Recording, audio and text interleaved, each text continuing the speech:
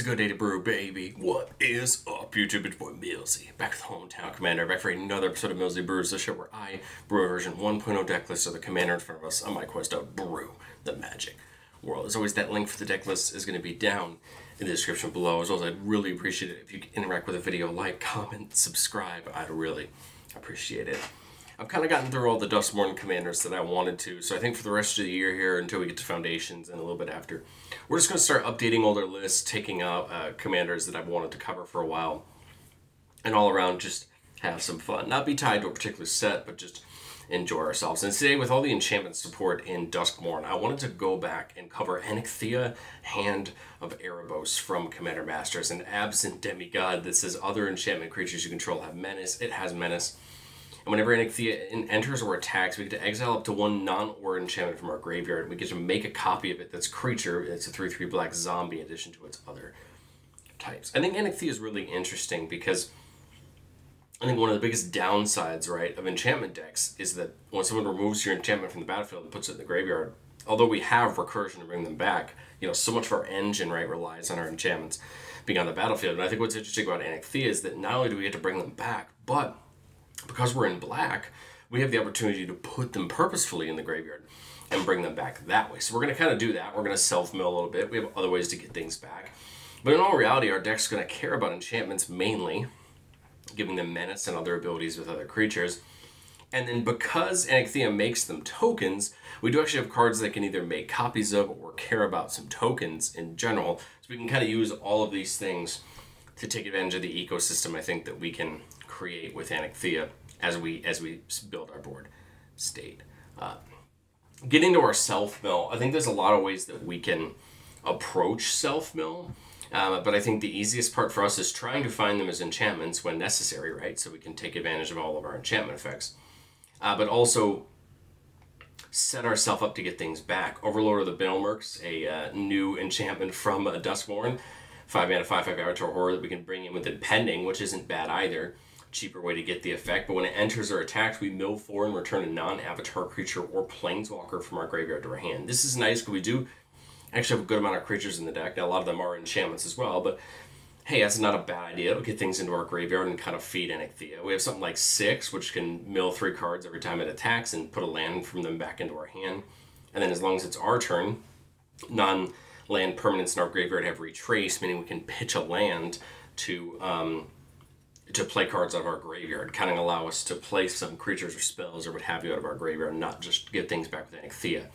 And then Ripples of Undeath, this card I think feels good. At the beginning of our pre-combat main phase, we mill 3, and then if we want to pay 1 mana and 3 life, we can put a card from among those back into our hand if we mill something we really want. But again, we're feeding that graveyard, we're getting it going for the purposes of their effects. Getting into recursion, there's a lot of other ways to tackle recursion that are in the deck, but I kind of wanted to highlight the more fun ones, mainly enchantments, because remember that we can do these once, or if they get removed, bring them back again. The biggest example of that for me is the Cruelty of Gix and the Eldest Reborn. Remember, these are sagas that don't automatically go to the graveyard right when they're done, and then Anythia can bring them back as creatures. Cruelty of Gix has raid ahead, so we have our choice of where we want to start.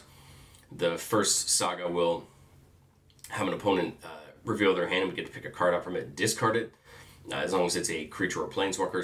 Second one's going to allow us to go get a card we want, put it into our hand, and then shuffle, and we lose 3 life.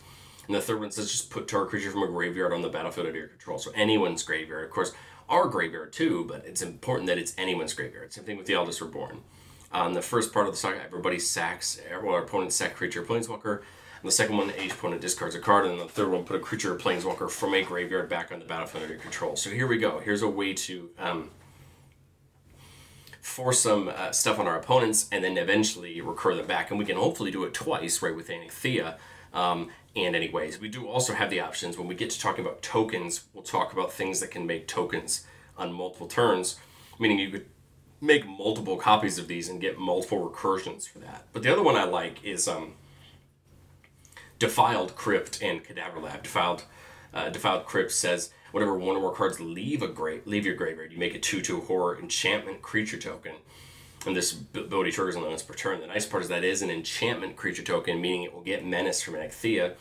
And then on the Cadaver Lab side, we can just return a creature card from our graveyard to our hand if one gets in our graveyard and we need it back. But I like that because ideally with Anixia, we're going to want to be getting something out every turn if possible, meaning we can make more of those enchantment creature tokens and get value from them. But okay, we talked about the self-mill, we talked about the recursion.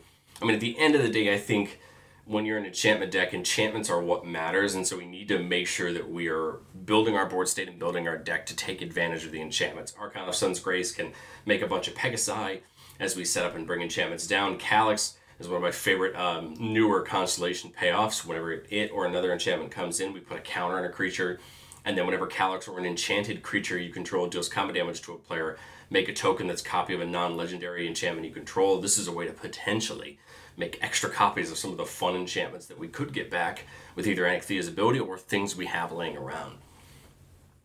Demon of Fate's design lets us play an enchantment from our hand by paying life equal to its mana value rather than paying its cost once during each of our turns, which is a great thing, especially if we have other things like Archon of Sun's Grace and other things that can have lifelink.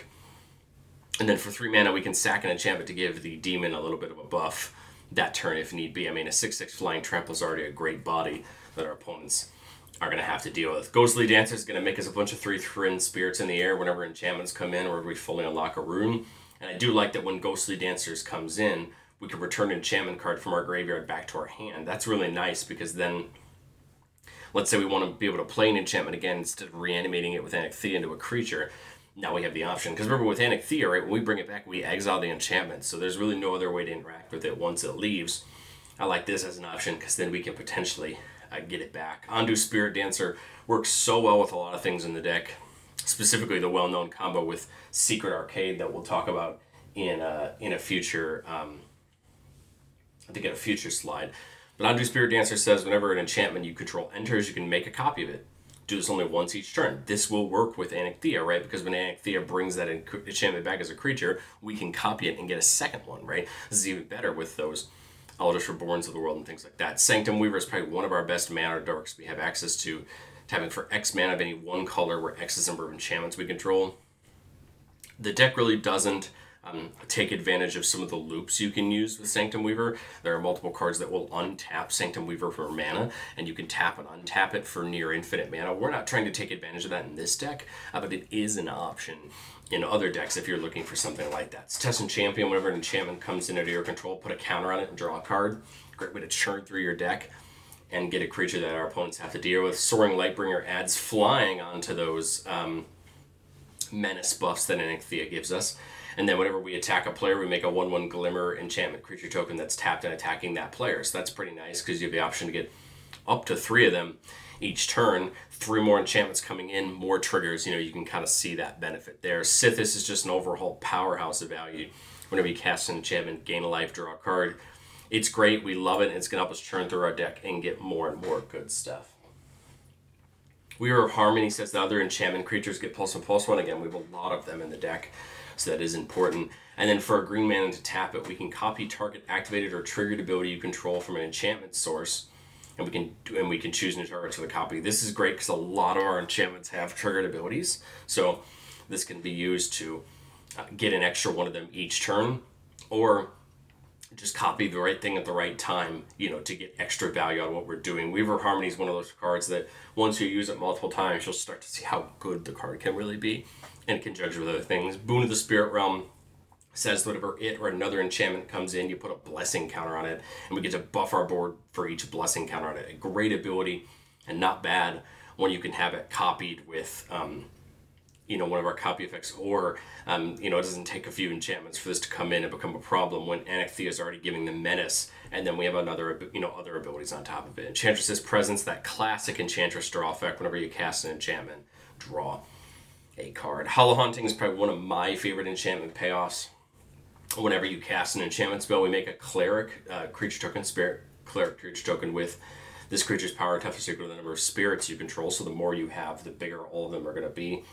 And then as soon as we get to 7 enchantments, they all have flying and vigilance. All of our creatures do, which is a great card to have laying around. Here's that secret arcade in that Dusty Parlor we talked about with Ondu Spirit Dancer. The arcade says non-land permanents you control and permanent spells you control are enchantments in addition to their other type. This is important because this means that any permanent in our graveyard that isn't a land is going to become an enchantment, meaning that Onyxia can get anything we want back: artifacts, creatures, and planeswalkers if we had a planeswalker in the graveyard, or battles, I guess. But that's an important ability mainly for Undo Spirit Dance. Remember, it says whenever enchantment comes in, you can make a copy of it to once per turn. Well, this would turn Undo Spirit Dancer into enchantment, meaning that you could go and make as many Undo Spirit Dancers as you want, as they're all going to see themselves enter in as enchantments. And if you have anything that cares about when enchantments come in, which is what the deck can do with things like Doomwake Giant to give everybody's opponent's creatures -1/-1 every time an enchantment comes in, or something like Grim Guardian, where every opponent loses a life whenever an enchantment comes in. You can start to see where this playline can really be taken advantage of. And then on the parlor side, whenever we cast an enchantment spell, we put a number of +1/+1 counters equal to that spell's mana value on target creature. So we get to kind of grow our board as well. And then Sphere of Safety. Opponents can't attack us unless they pay X for each creature, where X is the number of enchantments we control. This is normally very useful because if we have a lot of enchantments that aren't creatures, a board wipe is not going to be enough for our opponents to be able to hit us for big damage, right? They're going to have to remove our board of enchantments. For the record, there are board wipes out there that do that, but they're not as common as destroy all creatures, right? So a couple enchantments in Sphere of Safety means our opponents can pay 4 or 5 for each creature that attacks us, which should hopefully slow them down for us to rebuild and get ourselves back up and going.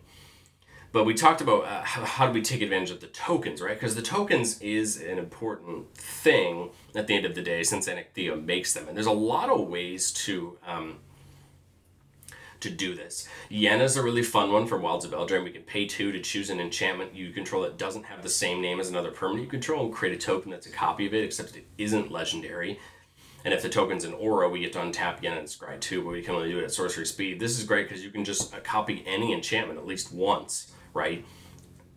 And now, you know, you're getting more of these effects over and over again. I mean, think about all these toolbox enchantments we've talked about already, and even the ones in the deck that we haven't talked about. Yenna can make a copy of them, and then if one of the two, you know, if the original or the copy leaves the battlefield, well, here you go. Now you can make another copy of it with Yenna because the other one left the battlefield. Caretaker's Talent draws us a card whenever a token enters the battlefield at our control, and only once per turn. On level 2, it can make a token that's a copy of a token we control. And then on level 3, it buffs all of our tokens. This is nice because, again, if we can find the right enchantment to make a token out of, this can ideally make another one for just 1 white mana, or this can make another copy of another token we really want. Remember that when Onyxia is reanimating all of these enchantments back as tokens, the ability to make a copy of a token becomes really good. And we have things like City of Death. City of Death on the first Saga makes a treasure, and then for the next 5 turns creates a token that's a copy of a non-Saga token you control. This means that we can start copying anything we want to bring back that isn't a Saga. So we can't copy that Eldest Reborn or that Cruelty of Gix with City of Death, but we can copy a lot of things, and we get to do that for 5 turns. I like that it's 5 turns because let's say on turn 2 I don't have a token yet. Well, now I can get one, and then I have still 4 chances to copy them. You know, City of Death gives you more time. Whereas something like 3 Blind Mice, it makes you the mouse, and you only get 2 turns of copying. So it's one of those things where, you know, you see the difference in how they're set up, but they're both equally important, and then Blind Mice gives us that vigilance at the end.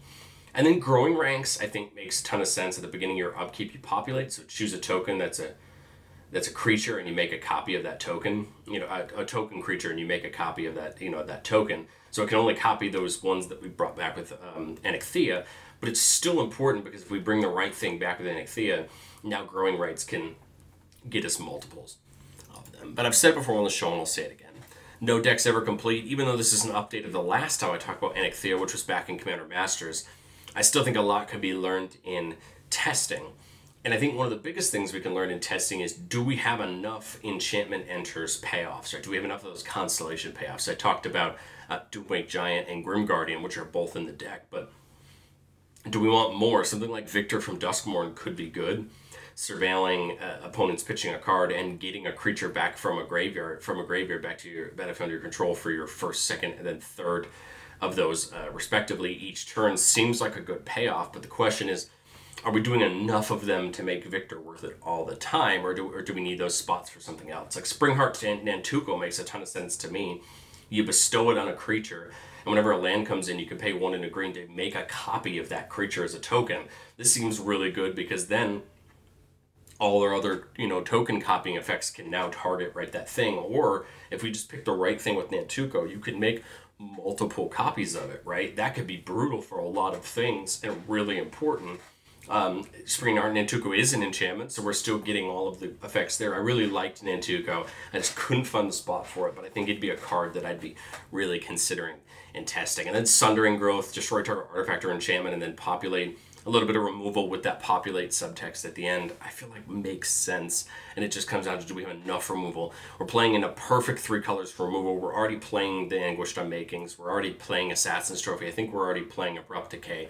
So there's a lot of removal in the deck. The question is, does removal with the upside of populate make it more worth it for us? And that's what we'd want to see in testing. But getting into playtest number 1, we're keeping a 3-lander with Weaver of Harmony, that Ondu Spirit Dancer, Dawn's Truce for some protection on our board, and then Rampant Growth for a little bit of a ramp. I think we'll get that Lush Portico down turn 1. Lets us surveil. We surveil a Sterling Grove. We can keep that on top. The only thing we have to remember with Sterling Grove is that with Sterling Grove all of our enchantments have Shroud, meaning that well, no, Weaver Harmony could copy because it targets the actual ability, not the creature. It wouldn't be bad to play on a future turn. We could also bin it, right, and have one ready for Nexthea when it gets back. The only thing I like about Sterling Grove is you could sacrifice it to search for an enchantment, and then we could bring it back with Nexthea. So I think we leave it on top. Sorry. Turn 2, we'll play that Woodland Cemetery. Now it could come in untapped. I like the idea of Weaver Harmony. I like the idea of Sterling Grove. I like the idea of Rampant Growth. Because with Rampant Growth, next turn we could potentially play 2 things. I think I'll do that. Green, white, black, green, and my option of anything. I've got lots of white and green in my hand. I think we'll just go get a forest.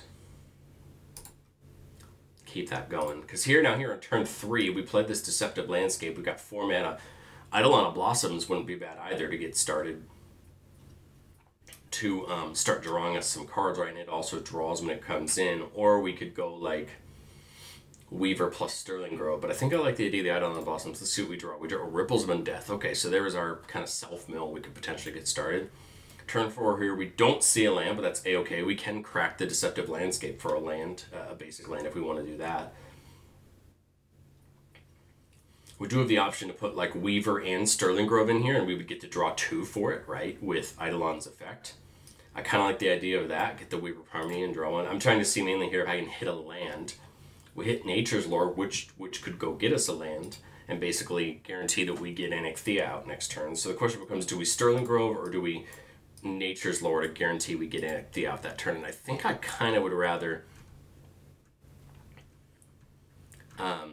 make sure for sure that we get Nexthea out, because it's one of those things that can really help us, especially when we can start attacking with Menace, right, with our enchantment creatures. We'll get the Triumphs, that way we know we have all of our colors down pat. So there we go, turn 4, we're up to 5 mana, which means we can untap and play Nexthea, but we draw a Plains. I guess the question would be, does playing it after Nexthea make any sense? Probably not. I guess I could leave this up and go crack it, right? So go 5 for that, draw off of Nexthea. Okay, I guess we could have gotten the Shine Shadow Snarl and untap, but that's okay. We wouldn't have known that in the moment. I think I'll crack the landscape. Let's go get like a swamp, I think. Kind of, right, even out our colors. Now we could attack, right, with both of these. They have Menace now because they Nexthea. This is a 3/3, right, because of Weaver. So maybe it's worth attacking, right, with Eidolon just to see if we can get a good attack in anywhere. But I think this turn we'll be looking to keep that, Weaver of Harmony, right, to copy a certain ability. So we see lots of options. Feldar Retreat wouldn't be bad to get down to start putting counters on our whole board if we want to do that. Kind of like the idea of trying to keep Dawn's Truce up to protect our board. We're kind of at that point where we're starting to generate some value, right? Well, we could think about this. Canopy Vista is going to come in untapped, right? So we could do like Satyr Enchanter if we, or sorry, Satyr, yeah, Satyr Enchanter if we want more card draw. I don't think we need it at the moment. We're drawing a ton. We could do Ondu Spirit Dancer plus something like Sterling Grove and get a second copy of Sterling Grove if that's something we're worried about. I kind of like the idea of Felidar Retreat here. We're going to draw off of the Eidolon. Play the Canopy Vista, we get our choice. Do we want the counters or the cat? I will take the cat this time around. That was 4. Now, I could tap Weaver here to copy this triggered ability if I wanted to, or copy the draw. I think I'll use it to copy that and just get another cat, just so we can kind of get our board state going. We're going to leave the 2 mana up for Dawn's Truce to protect our board, give them indestructible and hexproof, just in case someone's planning something. And I think next turn we can hopefully start getting some counters passed around with Felidar Retreat. Remember, we can copy the +1/+1 and Vigilance with Weaver of Harmony because that is an enchantment, right? So I guess we might as well put other creatures, if we're going to put other creatures down, right, we might as well put them down first. So I'll play the Ondu Spirit Dancer, right? I'm thinking Swamp, and I'm doing this so that I can use Weaver of Harmony here and keep Dawn's Truce up, right? It's a 6 and then leave 2 up for Dawn's Truce. I realize I missed the trigger on Onyxia coming in, but we didn't have any enchantments in the graveyard, so it's fine. Land comes in, I'm going to make a cat on the first one, copy with Weaver of Harmony, and then put a counter on everything and give them Vigilance. This means that, of course, Onyxia can attack, and, you know, Weaver of Harmony can attack, and a couple of tokens can attack. Again, we're in good shape there. Again, we're leaving up Dawn's Truce, and we don't mind giving someone a card to protect our board if it needs to be, especially with the things we have going. The question is, what are we looking for at this point, right? I think we're probably in a good shape. Ondu Spirit Dancer can start copying things as they come in, and we should ideally be able to get some really good value. So turn 8 here, we'll go 1 more.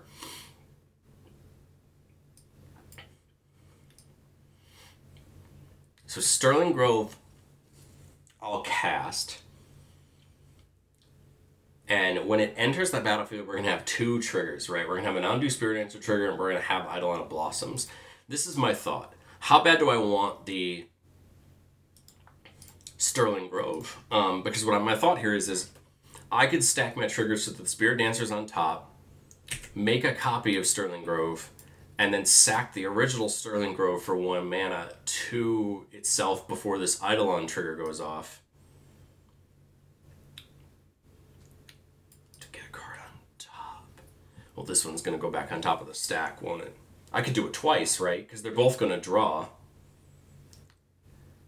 Here's what I would have, right? I'm just trying to think about this. So what would happen is I would leave this on the stack. This enters from this resolving. This goes on the stack, and this wouldn't get to trigger, but this would trigger again. So we would stack this Sterling Grove to that trigger. And I'm thinking something like Hallowed Haunting. I mean, we're getting darn close to that. We would draw that off this trigger. Then I would sack this Sterling Grove to the other one, and we could go get something like Ethereal Armor, right, to buff up Onyxia. Just trying to think of like what ideally makes the most sense here. Love the idea of something like Porcelain Gallery to make our board huge. We'll do that. So we get to draw both of those, right? And all we paid was 2 mana for Sterling Grove and 2 mana for the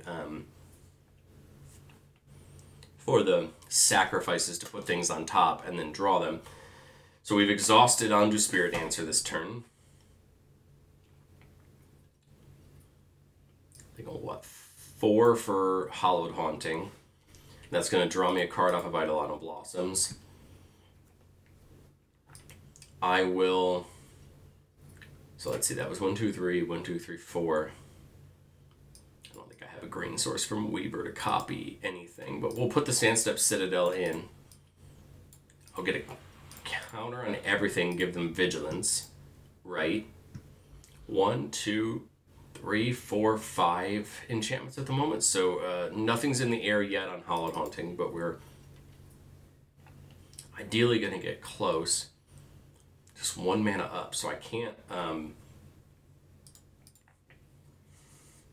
yeah, I can't... I don't think I can get anything off that. But we go to attack, right? We attack with Anixia, bring that Sterling Grove back, right, as a copy.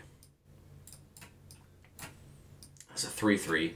That will allow us to draw off the Eidolon.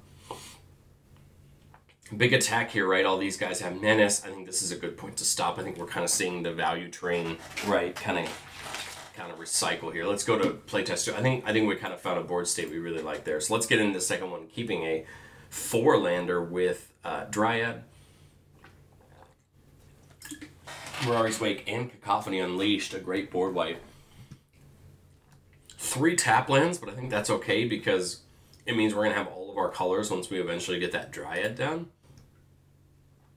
Turn 1, we'll get the Triome down. So turn 2, we could get the Weaver down, or we could keep going on the Surveils here, right? So the question is, which do we like better? I think I kind of like the idea of getting the Weaver down here turn 2. Well, if I do that, I'm not getting Dryad down next turn, and Dryad next turn could get me an additional land. So I think it actually does make more sense to go for that. So Lush Portico, revealing Canopy Vista, I think I'm fine with that. Here for the next turn, we'll put the Plains down, get the Dryad down. We'll plight the Shadowy Backstreet as our extra one. We see Secret Arcade. Okay, not a bad start. Like that one. So now here on turn 3, we've got 4 lands down.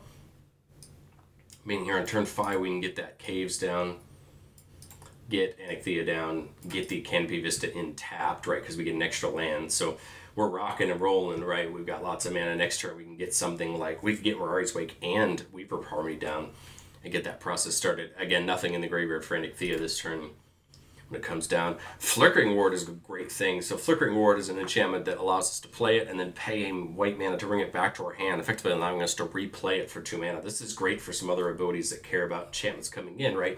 Turning through our deck, drawing us cards. I think I liked my plan my last idea. 5 mana for Mirari's Wake. Mirari's Wake allows me to tap a land for 2 mana, right, instead of 1, so 2 off the Canopy Vista for Weaver of Harmony. I remember that now, because of Dryad, all of my lands have every land type, so we're good there. So now Weaver can start copying things next turn. Everything gets +1/+1, so we got a big buff here, 5/5, 3/5. We can take some attacks. They have Menace, right? I think we're in good shape there. Turn 6, the Shine Shadow will come in tap, but that's okay. We've still got 2, 4, 6, 8, 10, 12 mana, right, in all reality. The Cacophony will destroy all non-enchantment creatures. So here on turn 6, if I am really worried about the board, I could just bring the Cacophony in and nuke the board. Or, we could get the Secret Arcade down and the Dusty Parlor and start putting counters, right? I think the Cacophony may not be a bad idea. Come in, destroy all creatures. Right, that was 1, 2, 3, 4, 5, 6, 7, so I've still got 7 mana left. I guess we could have done the Dusty Parlor first, right, and got a bunch of counters, so I guess that's on me. Get the Dusty Parlor in, I think, on this one, because then it'll allow us to start spreading counters. And then I think what I would do is, so that's 3, so 6, 8, 10. So I've got 4 mana left, or 2 mana left, sorry, because the Shine Shadow came attack. I'd probably just put the Flickering Ward in and blanket, put a counter on, I guess, Weaver. Now we've got 3 attackers with Menace. Now we just need some way to get some cards drawn, and I think we'll be good to go. The nice part about this Cacophony is anytime an enchantment comes in, we can turn it into a creature until end of turn. We're missing our card draw outlet, right? But I think the fact these have Menace and a big buff is going to be helpful. Again, we could literally do Flickering Ward 7 times, right? Put 7 counters on all of our creatures and or put 7 counters in total on our creatures this turn and prep our board that way. That would turn Cacophony into a creature this turn and take a big attack. That's an option. We could also get the Defiled Crypt down, but I mean, I think that makes the most sense. Just put what? First time it comes in, this will turn into a creature. So we'll just put one on all of them, one on Ekthea, one on Dryad, and maybe one on Weaver. Take a big attack this turn. Again, the buff from Mirari's Wake's still there, and I think that's not a bad thing at this point. They have Menace, our opponents would have to block them, and they'd have to find a way to get around this. And then all we need to do now is draw some way to draw cards, right? And now we're churning through our deck. But let me know, what do you think about Anethea down in the comment section below? This is an interesting deck. I think it, and in all honesty, I've been looking for an Abzan deck to try, and I've always wanted an enchantment deck. You know, I have Sithis, but it's a deck that kind of sits in the upper end of the power scale, so it's not always the most fun thing to play for some people. But I think this deck might be fun. I think it has a lot of the enchantment stuff that I really want. There's some fun lines. You can take advantage of, you know, things like Doomwake Giant and that Grim Guardian there. Maybe this is a deck I try out, and if I do, I will update y'all on how it does for me. But thank you so much for watching, and I will catch you guys next time.